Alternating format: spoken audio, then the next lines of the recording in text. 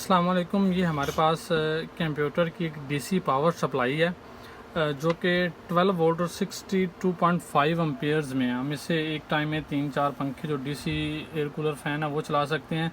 इससे बड़ी बैटरी जो है वो भी चार्ज कर सकते हैं, लेकिन इसको बैटरी चार्ज करने से पहले इसका हमें चार्जर बनाना पड़ेगा, क्योंकि इसके वोल्टेज चार्जिंग के वोल्टेज इतने नहीं हैं। तो इसके वोल्टेज कितने हैं और वो वोल्टेज हम कैसे बढ़ाएंगे, इसका इसे चार्जर में कैसे कन्वर्ट करेंगे, तो वो मैं आपको आज की इस वीडियो में बताऊंगा। सबसे पहले मैं पावर सप्लाई को ऑन कर लेता हूं और इसमें जो वोल्टेज है आउटपुट में अभी हम वो देखते हैं कि वो कितने हैं। आप देख सकते हैं इसमें 12.14 वोल्टेज जो है हमें आउटपुट में मिल रहे हैं, लेकिन हमें चार्जिंग के लिए 14 वोल्टेज के अराउंड वोल्टेज जो हमें चाहिए होते हैं। तो 14 वोल्टेज करने के लिए सबसे पहले मैं पावर सप्लाई को डीएसएमएल करूँगा। उसके बाद देखिए कि इसमें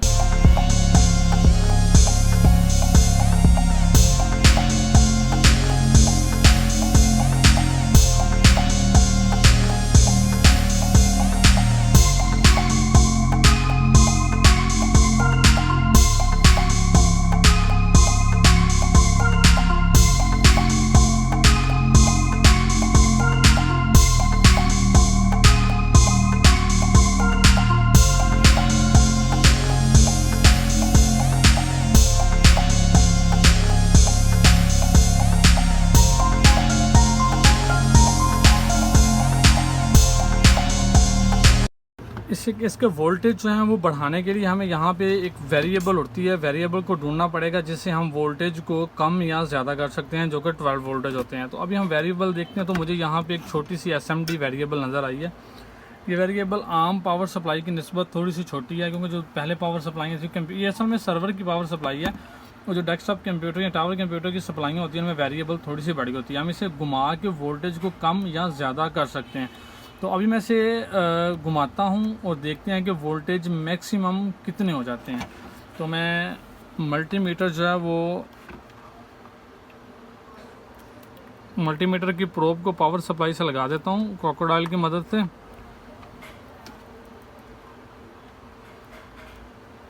ताकि हमें पता चले कि वोल्टेज कितने हो गए हैं।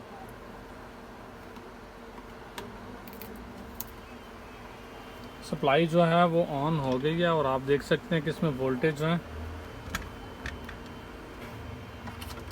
अभी मैं इसकी जो वेरिएबल है इसे थोड़ा सा घुमाऊंगा तो देखते हैं कि मैक्सिमम वोल्टेज कितने होते हैं। वोल्टेज आप देख सकते हैं जैसे मैं घुमाता हूँ वोल्टेज बढ़ रहे हैं। वेरिएबल जो है मैंने कंप्लीट फुल घुमा दिया, लेकिन इसके बावजूद जो वोल्टेज हैं वो 12.65 हुए हैं। मतलब अभी ये चार्जिंग वोल्टेज के इक्वल नहीं है, इससे बैटरी जो चार्ज है वो नहीं होगी। तो इसके लिए हम वेरिएबल के पास 2-3 रेजिस्टेंस होती हैं, हमें उन्हें जंपर करके देखना पड़ता है कि किस रेजिस्टेंस को जंपर करने से इसके वोल्टेज बढ़ते हैं। फिर हम उस लिहाज से मॉडिफिकेशन करते हैं कि इसमें मज़ीद कितनी रेजिस्टेंस ऐड की जाए या वो रिमूव करके और कितनी रेजिस्टेंस जो है वो इसमें इंस्टॉल की जाए। तो हमें अभी वो रेजिस्टेंस देखनी है।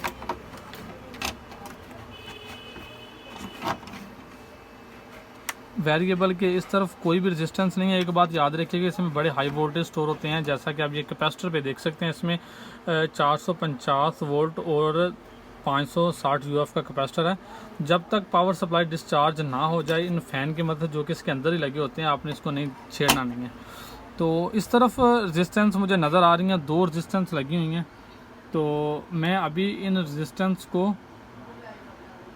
जंपर करके देखता हूँ कि इसमें कितने वोल्टेज जो है हमें देखने को मिलते हैं। तो मैं अभी एक को जंपर करके देखता हूँ। आपने मल्टीमीटर पे देखना है कि वोल्टेज कितने बढ़ते हैं। वोल्टेज बढ़े हैं, उसके साथ ही जो वोल्टेज हैं वो ड्रॉप हो गए हैं। मैं दोबारा से पावर को अनप्लग करता हूँ। सप्लाई हमारी जो है वो ऑन है, लेकिन सिर्फ वोल्टेज हैं वो ड्रॉप हुए हैं। तो अभी मैं इसको ऑफ़ करता हूँ पावर सप्लाई को और फिर से एक मरतबा ट्राई करते हैं।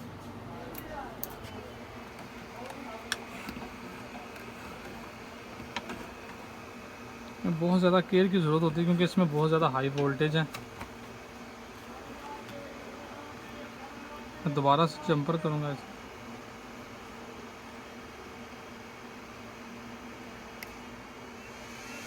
वोल्टेज फिर से ड्रॉप हो गए हैं।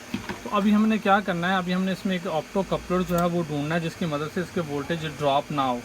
पावर सप्लाई को ऑन करवाने के लिए यहाँ से एक जंपर का इस्तेमाल किया गया है, वोल्टेज को जनरेट करवाने के लिए 12 वोल्ट। तो फ़िलहाल मैं इसे जो है ना वो उतार देता हूँ, इस जंपर को से निकाल देता हूँ ताकि 12 जो वोल्ट हमें जनरेट होकर मिल रहे हैं वो ख़त्म हो जाए, हमें पता चले कौन से ऑप्टो कपलर पे इसके वोल्टेज हैं वो जनरेट होने हैं। तो अभी मैं पावर को प्लग करूँगा तो और आप देखेंगे कि इसमें कोई वोल्टेज नहीं मिलेंगे हमें अभी देखने को, कोई वोल्टेज नहीं है। पावर सप्लाई आप ऑन होगी, आप इसका साउंड भी देख सकते हैं। तो यहाँ पे मुझे कुछ ऑटो कपलर्स देखने को मिले हैं, हम इनको बारी बारी जंपर करके देखते हैं कि इनमें से कौन से ऑटो कपलर को जंपर करने के बाद जो वोल्टेज हैं वो जनरेट होते हैं। तो इनकी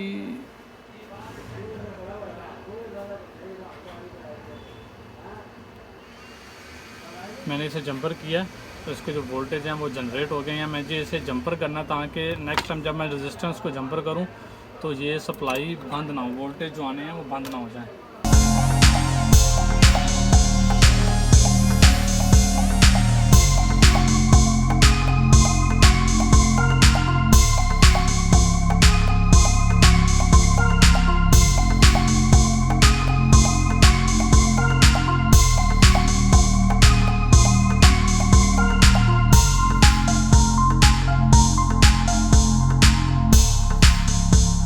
अभी यहाँ से जंपर हो गई है तो मैं पावर सप्लाई को फिर से ऑन करता हूँ और इसके वोल्टेज देखते हैं। उसके बाद इस जंपर करके देखेंगे रेजिस्टेंस को कि कितने वोल्टेज जो हमें मिलते। फैन जो फुल स्पीड में हो गया, इससे आप इसका फैन का शोर सुन सकते हैं।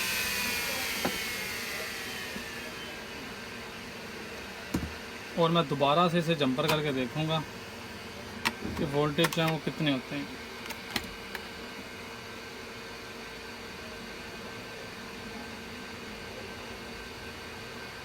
रेजिस्टेंस हम लगी इस तरफ है कि हम इसे ठीक से आपको दिखा नहीं सकते।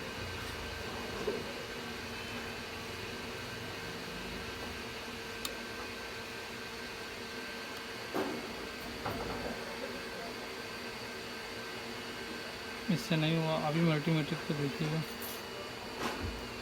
-7 वोल्टेज जो है हो गए। अभी हमने इस डीसी पावर सप्लाई को चार्जर पे कन्वर्ट कर दिया। अभी हमने यहाँ से एक रेजिस्टेंस थी जो मैंने आपको दिखाई थी वो हमने उतारी, लेकिन वो काम करते हुए ख़राब हो गई थी रेजिस्टेंस, हमने उसे उतार लिया। उतारने के बाद हमने जो रेजिस्टेंस के दोनों पैड थे उनमें ये एक वायर जो है ना वो जंपर कर दिए, ये साइड ए पे और ये बी पे।